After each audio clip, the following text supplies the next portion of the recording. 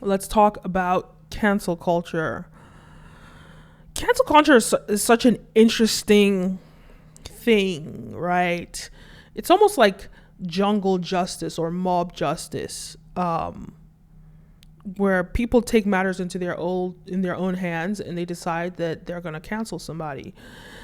And when we look at the beginnings of cancel culture, the way it actually worked to the advantage. I think it worked well when it started out, right? Well, I don't know about completely, but you have these people that are tweeting these racist, tweeting this offensive things. I remember that woman that posted that she's going to Africa, she might catch AIDS or something. She lost her job. It just allowed for accountability.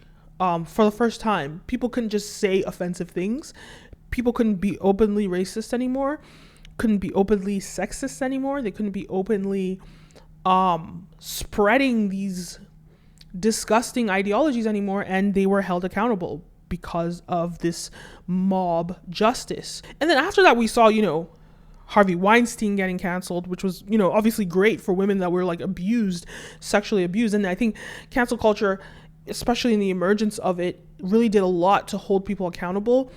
Whether, it's rapists or sexual offenders, whether it's racist people, homophobic people, they were all sort of held accountable for their offensive remarks and ways. And sure, it's not illegal for somebody to be racist or someone to be sexist. It's not illegal for anyone to do that, but this is a way it's socially unjust or socially unacceptable. Like they say, there's a court and there's a court of public opinion. And once you're canceled in the court of public opinion, well, you're going to lose a lot of stuff. And so I'm not against the way that it started out, because it really shone a light on some terrible people in society that should. But now what cancel culture seems to have evolved into, and I think this has always been part of what it was originally, but it's evolved into something like this monster that's uncontrollable. But before I get into that, don't forget to like, follow, subscribe, all the above. This video is brought to you by Brand Video Pros Members Lab, an online course that helps brands and influencers scale their influence and sales. All right, let's begin. What is becoming clear as the emergence of technology or the improvement of technology is that cancel culture is very selective. Cancel culture is very difficult, or not very good too, for the world. And so there's this whole conversation around cancel culture versus accountability culture. I think the accountability side of it is important, but I don't think the cancel side of it is important, because we have these people, you post something and people are sending death threats because you're canceled. I don't know that I agree with threatening somebody because they did something terrible.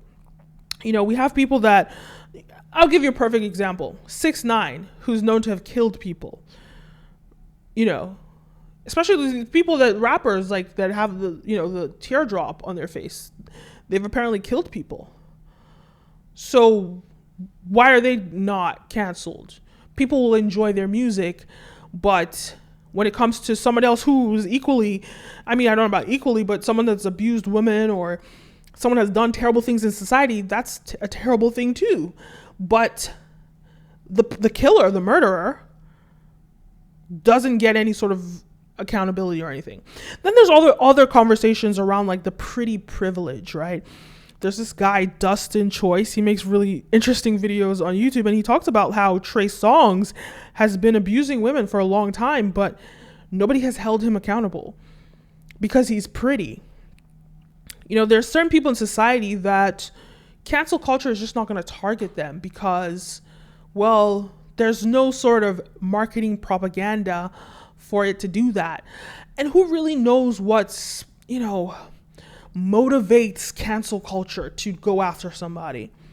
But why hasn't anyone gone after Trey Songz? And I'm not saying that people should go after black men or anything. That's not my point. I just think it's very interesting that cancel culture has gone after R. Kelly. It's gone after Chris Brown. It's gone after a lot of people but there are some people it misses, and people know about the terrible things that these people have done, but there's no sort of agenda to hold them accountable for their behavior. So there's this sort of selective cancel culture that's going on. Sometimes people do wrong things and nobody cares about it. Other times people do wrong things and people just want to go after them. I'll give you an example. Recently canceled. She wasn't really canceled, but Nicki Minaj recently making those tweets about COVID vaccine, not wanting to get vaccinated. Something like that, is as little as that, will make society want to cancel you. In fact, no one cares about it anymore. It's like over either. I think what's the rule of thumb? After 48 hours, if no one is talking about it, then it's not a big deal. But no one's talking about Nicki Minaj anymore. She has a new song everybody has forgotten. But let's just remember, a couple weeks ago, Nicki Minaj was almost canceled for making remarks about COVID. But again, the society wants to point their finger at her. But what about the people that are killing people or raping people or being offensive in society, that are actually doing terrible things that they've just completely ignored? So I don't know how I feel about jungle justice, cancel culture. It's a very difficult space, and I think people should focus more on accountability as opposed to scolding people and putting people down. Let's hold them accountable. The baby is a good example. He made some terrible remarks, and after making those terrible remarks, he was able to sit with people that have lived with HIV and AIDS, and people who have gone through those experiences, and for them to educate him. Right? So it doesn't mean that I don't think that it was necessary for him to be canceled from all of those festivals, but hold him accountable. Let him learn from his mistakes, but don't necessarily cancel him completely from existence. I think that there's this mob justice or this extra effort to cancel Black people from being participating in society or thriving in their careers when they do little things. He made a little remark, people came after him, but other people are allowed to rape women. Like, look at Elvis Presley. This is a great example. Elvis Presley, known child molester. There's no documentary about him. But Michael Jackson, also a child molester, accused. Everyone wants to come out and talk about Michael Jackson. Everyone wants to talk about, what's his name? Bill Cosby, but no one wants to talk about Elvis Presley. They always are ready to shine a light on the Black people that do terrible things in society. People don't really want to shine a light on the white people that do it. But I think give that same energy. That's kind of my point here. Give the same energy. Harvey Weinstein, terrible, terrible human being. Terrible things he did. He got all of that bad energy, but why? Because he's not attractive, he's older, and sure, he's a rich white guy, but he pissed off a lot of people that are loved in society, a lot of beautiful women. He pissed off a lot of beautiful women, so people care. He pissed off a lot of important people. People care. But Elvis Presley, who was known to have been dating children, well, these are unimportant people, so nobody cares. I just think selective cancel culture is a problem. Then another thing, when people come after children or anyone under 25, really, when people attack, these young people for doing bad things, and it's always when they're Black that there's this extra effort not to care or not to consider the fact that these people their frontal lobe hasn't developed, their brain, part of their brain that makes them understand the repercussions of their actions and think about long-term thinking. So it's always when under 25s, even under 18s, even younger. I saw this post about this elementary school kids that were arrested, Black kids. They were arrested because some boys were fighting, and they weren't. The police came to arrest them, and their crime was not speaking up about the boys fighting. The brutality against Black people in America is terrible.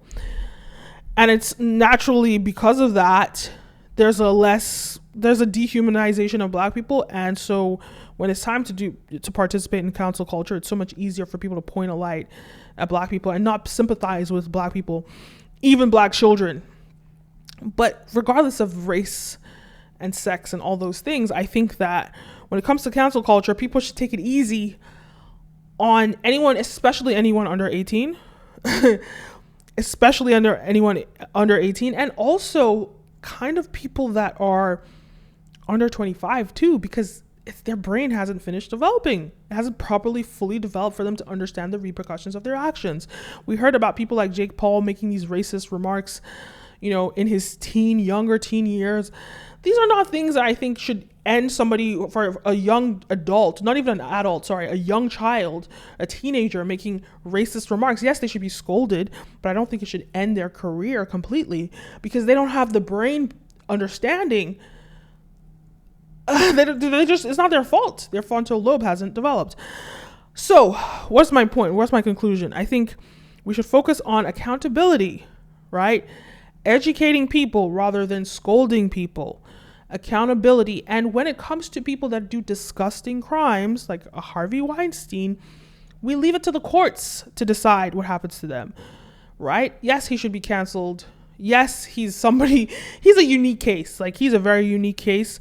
But I think in other circumstances where people haven't committed half the offenses that he has, I think that people should be a little bit lighter on them. And if it's a legal issue that they've committed, let the courts take care of them. If it's not illegal, if it's a social taboo, a social no, well then hold them accountable, educate them. Nicki Minaj, educate her about the vaccine. She said she wanted to get educated about it. Don't cancel her. Don't cancel people. Educate them. And that's kind of my slogan. Don't cancel people, educate them. In the cases where they do commit crimes, let the courts convict them. That's just my opinion. Anyway, so those are my thoughts on that. Let me know your thoughts. Leave a comment down below. Don't forget to like, follow, subscribe, all the above. My name is Kenim, and see you next time. A peace.